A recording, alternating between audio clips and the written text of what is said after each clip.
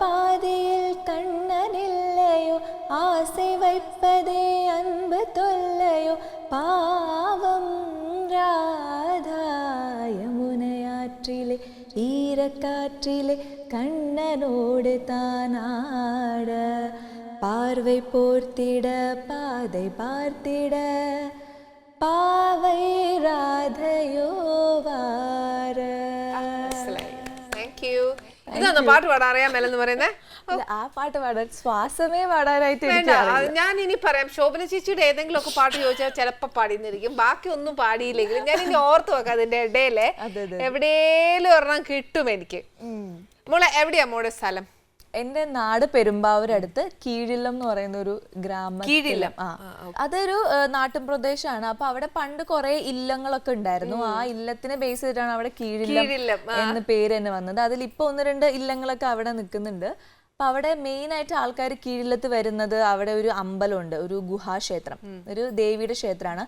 അതെന്ന് വെച്ചാൽ നിലത്ത് ടച്ച് ചെയ്യാതെ ഒരു വലിയ പാറ ഉണ്ട്. ആ പാറ നിലത്ത് ടച്ച് ചെയ്തിട്ടില്ല, അതിങ്ങനെ പൊങ്ങിയാണ് നിൽക്കുന്നത്, എയറിലാണ് നിൽക്കുന്നത്. അതിൻ്റെ ഉള്ളിൽ ഒരു ചെറിയൊരു ഗുഹയുടെ ഉള്ളിലാണ് ഈ പ്രതിഷ്ഠ ഇരിക്കുന്നത്, ദേവിയുടെ പ്രതിഷ്ഠ. അപ്പോൾ പണ്ട് ആ കല്ല് ഇത്ര വലിപ്പം ഉണ്ടായിരുന്നുള്ളൂ. പക്ഷെ ഇപ്പോൾ എൻ്റെ അമ്മയൊക്കെ തൊഴുവാൻ പോയിരുന്ന സമയത്ത് അമ്മ പറയുന്നതിന് അത് ഇത്ര ചെറിയൊരു വലിപ്പം ഉണ്ടായിരുന്നുള്ളൂ. പക്ഷെ ഇപ്പോൾ വലിപ്പം കൂടി അത് ഇങ്ങനെ നീണ്ട് വന്നിരിക്കുകയാണ്. അപ്പോൾ ആ നടുക്കുള്ള നമ്മൾ സെൻറ്ററിൽ നിന്ന് തൊഴുതുകൊണ്ടിരുന്ന നമ്മൾക്കിപ്പോൾ ദേവീനെ സെൻറ്ററിൽ നിന്ന് കാണാൻ പറ്റില്ല, സൈഡിലേക്ക് മാറി. അങ്ങനെയാണ് അറിയുന്നത് ഓരോ വർഷം കല്ല് നീളുന്നുണ്ടെന്നുള്ളത്. അതുകൊണ്ട് ആ കല്ല് നീളുന്തോറും അതിന്റെ ബാലൻസ് ഇങ്ങനെ ചെരിഞ്ഞെരിഞ്ഞ് ഇങ്ങനെ വരുന്നുണ്ട്. അതുകൊണ്ട് അവർ താഴെ ഇപ്പൊ ഇങ്ങനെ ജസ്റ്റ് ഒരു ചെറിയൊരു കല്ല്, ഒരു കുറ്റി പോലെ വെച്ചിട്ട് അതിനെ നമുക്ക് അറിയാൻ പറ്റും, ആ ഒരു ഗ്യാപ്പ് അറിയാൻ പറ്റും. അതറിയാൻ പറ്റും. അത് കാണണ്ടേ? ഞാൻ മാത്രമല്ല, എന്റെ പ്രേക്ഷകർ മുഴുവൻ കേട്ടോണ്ടിരിക്കുവല്ലേ.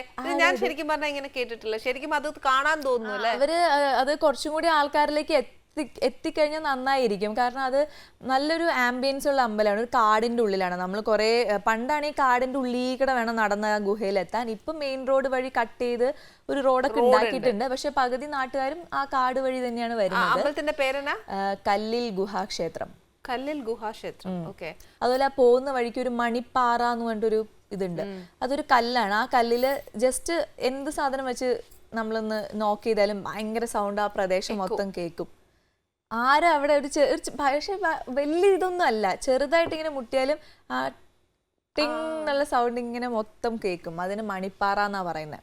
അപ്പൊ ഈ ദേവിക്ക് പൂജയൊക്കെ നടക്കുന്നില്ലേ? അതൊക്കെ നടക്കുന്നുണ്ട് അവിടെ. ഇപ്പോ ആൾക്കാര് പ്രോപ്പറായിട്ട് ദേവിക്ക് പൂജ ചെയ്യുന്നുണ്ട്. ഉത്സവം 12 ദിവസത്തെ ഐതിഹ്യം എന്ന് വെച്ചാൽ 3 ദേവിമാരിങ്ങനെ ആ ഒരു കളി ഉണ്ടല്ലോ, കല്ലിങ്ങനെ വെച്ചിട്ട് അമ്മാനാടുക എന്ന് പറയണ.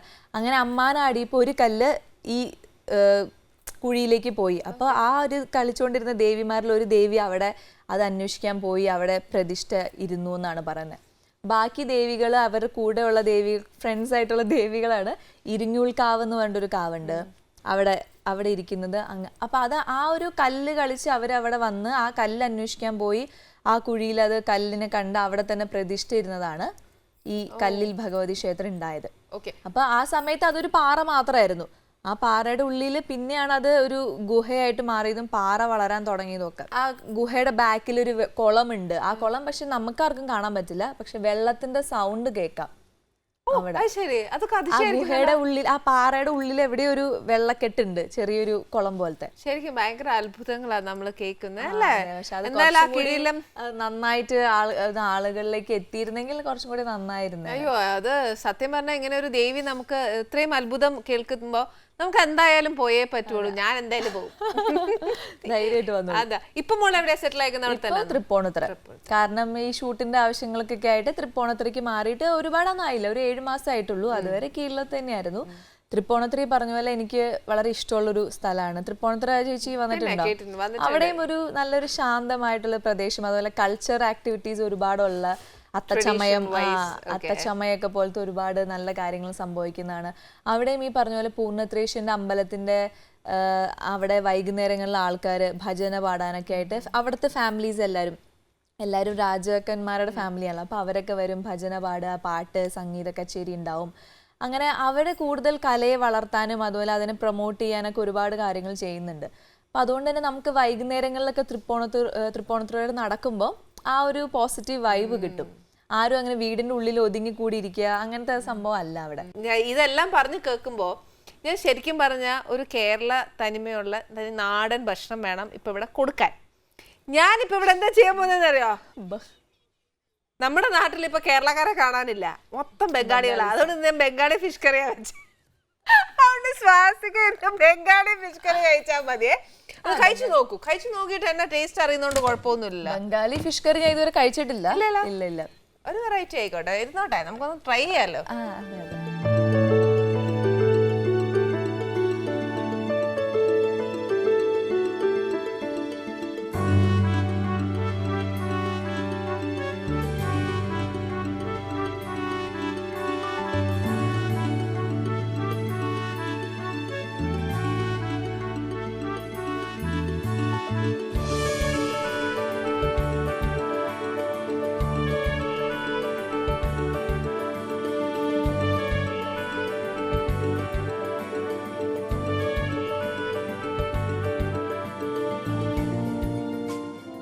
നല്ല ടേസ്റ്റ് ഉണ്ട്. ബംഗാളി ഫിഷ് കറി നമ്മുടെ ഒരു കേരള ടച്ച് ഒക്കെ കൊടുത്തിട്ടുണ്ടായിരുന്നു. കേരള കംപ്ലീറ്റ്ലി ബംഗാളികൾക്ക് വിട്ടുകൊടുത്തില്ല, എല്ലാത്തിനും ഒരു കേരളത്തിന്റെ ടച്ച് കൊടുത്തു. അതിനകത്ത് ഒരു കേരള ടച്ച് അല്ല, ആനീസ് ടച്ച് കൊടുത്തു. എന്നാലേ നമ്മുടെ കേരളക്കാർക്ക് അത് ഇഷ്ടപ്പെടുത്തും. അതെ, നന്നായിട്ടുണ്ട്. നമുക്ക് എല്ലാവർക്കും ഇഷ്ടപ്പെടുന്ന രീതിയിലുള്ള ബംഗാളി ഫിഷ് കറി എന്നൊക്കെ പറഞ്ഞപ്പോ വിചാരിച്ചു ഭയങ്കര എന്തോ ഒരു ടേസ്റ്റ് ആയിരിക്കും, കടുകിന്റെയും അല്ലേ, അവരുടെ എണ്ണ, കടുകെണ്ണ, അതിന്റെയൊക്കെയാന്ന് വിചാരിച്ചിട്ട് സ്വാസിക കഴിക്കണോ വേണ്ടേ, ചേച്ചി വിളമ്പ് ചെയ്യുന്നു, എന്തേലും ഒന്ന് പറഞ്ഞേ പറ്റുള്ളൂ എന്നുള്ള അവസ്ഥയായി. ഇല്ല, പക്ഷെ മലയാളികൾക്ക് ഇഷ്ടപ്പെടുന്ന ഉച്ചയ്ക്ക് ഊണിന്റെ ചോറിന്റെ കൂടെ കഴിക്കാൻ ഏറ്റവും നല്ല കോമ്പിനേഷൻ ഏതാ ഇതിന്റെ ഈ മീൻകറിക്ക്? കപ്പയാന്നോ അപ്പമാന്നോ? ഇപ്പൊ കഴിച്ചിട്ട് എനിക്ക് ചോറിന്റെ കൂടെ കഴിക്കാനായിരിക്കും നല്ലത്. പിന്നെ ഈ പറഞ്ഞ പോലെ കപ്പയുടെ കൂടെ കപ്പയ്ക്ക് മീൻകറി ഒരു കോമ്പിനേഷൻ ആണല്ലോ. ബംഗാളി ആയാലും കേരള ആയാലും മീൻകറി എന്തായാലും കുറച്ച് എരിവുള്ള മീൻകറി ആണെങ്കിൽ ഹാപ്പി. സ്പൈസി ഫുഡ്സ് ഇഷ്ടാ? പിന്നെ ഇത്രയും മോൾ ഒരുപാട് ക്യാരക്ടേഴ്സ് ചെയ്തു, ഇനി ഒരുപാട് ക്യാരക്ടേഴ്സ് ചെയ്യാനുണ്ട്. പക്ഷെ മോക്ക് ഇഷ്ടമുള്ള ഒരു ക്യാരക്ടർ ഏതാ ചെയ്തതിലോ? അതെ, ചെയ്യാനോ? ചെയ്തതും ഇനി ചെയ്യാൻ ഇഷ്ടമുള്ളതും ചെയ്യാൻ ഇഷ്ടമുള്ളത്, എനിക്ക് നെഗറ്റീവ് ഷെയ്ഡുള്ള ക്യാരക്ടേഴ്സ് ചെയ്യാൻ എനിക്ക് ഇഷ്ടമാണ്. നമ്മുടെ പടയപ്പയിലെ രമ്യ മാം ചെയ്ത പോലത്തെ ഒക്കെ അങ്ങനത്തെ ക്യാരക്ടർ ചെയ്യാൻ എനിക്ക് ഇഷ്ടമാണ്. അതെന്തുകൊണ്ടാന്ന് ചോദിച്ചാൽ എനിക്ക് എപ്പോഴും ഫീൽ ചെയ്തിട്ടുള്ളത് നെഗറ്റീവ് ക്യാരക്ടേഴ്സ് ചെയ്യാനായിട്ട് ഒരു ആർട്ടിസ്റ്റിന് കൂടുതൽ പെർഫോം ചെയ്യാനുള്ള ഒരു സാധ്യത കൂടുതലുണ്ട്. കാരണം ഒരു പാവം അല്ലെങ്കിൽ ഒരു പാവം നടിയാണ്, അല്ലെങ്കിൽ പാവം നായിക കഥാപാത്രമാണെങ്കിൽ ആ ഒരു പെൺകുട്ടിക്ക് ആ ഒരു ഇമോഷൻസ് എപ്പോഴും സെയിം ആയിരിക്കും. അച്ഛനെ അമ്മയെ അനുസരിക്കുക, അവർ പറയുന്ന കേൾക്കുക, മിണ്ടുമ്പയ്ക്കും കരയുക, ആ ഒരു സംഭവങ്ങളൊക്കെ എപ്പോഴും എല്ലാ എന്നാൽ മാത്രമാണല്ലോ നന്മ നിറഞ്ഞ ഒരാളായിട്ട് നമുക്ക് ഫീൽ ചെയ്യുള്ളൂ. അപ്പോൾ അത് എല്ലാ നായികമാർക്കും ഒരേപോലെ ആയിരിക്കും. അതിൽ എന്തെങ്കിലുമൊക്കെ അങ്ങോട്ടും ഇങ്ങോട്ടും വ്യത്യാസം വരുന്നേ ഉള്ളൂ. പക്ഷെ നെഗറ്റീവായിട്ട് ചെയ്യുന്ന കഥാപാത്രങ്ങൾക്ക് അങ്ങനെയല്ല. ഓരോ നെഗറ്റീവ് ക്യാരക്ടേഴ്സ് ചെയ്യുന്നവരും ഓരോ രീതിയിലായിരിക്കും അവരുടെ ആ നെഗറ്റിവിറ്റി കാണിക്കുന്നത്. ഞാൻ കണ്ടിരിക്കുന്ന സിനിമകളിലാണെങ്കിലും അല്ലെങ്കിൽ നമ്മൾ നേരിട്ട് നമ്മുടെ റിയൽ ലൈഫിൽ കണ്ടിരിക്കുന്ന ആൾക്കാരെല്ലാം അങ്ങനത്തെയാണ്. പിന്നെ നമ്മുടെ എല്ലാ മനുഷ്യന്മാരുടെ ഉള്ളിലൊരു നെഗറ്റീവ് എന്തായാലും ഉണ്ടാവും. അപ്പോൾ ഈ പോസിറ്റീവായിട്ട് നമ്മൾ ഓവറായിട്ട് അഭിനയിക്കേണ്ടി വരും.